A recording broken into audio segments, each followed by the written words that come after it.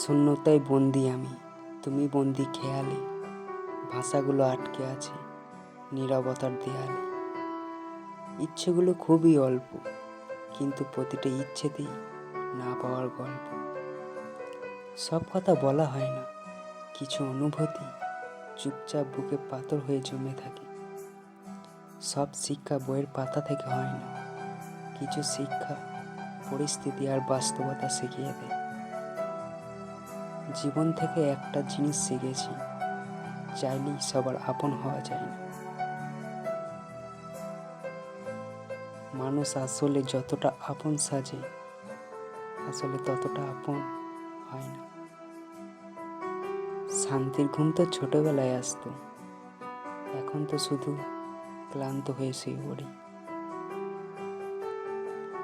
মানুষ কখনো মানুষকে খোঁজে না, খোঁজে তার দুর্বলতা।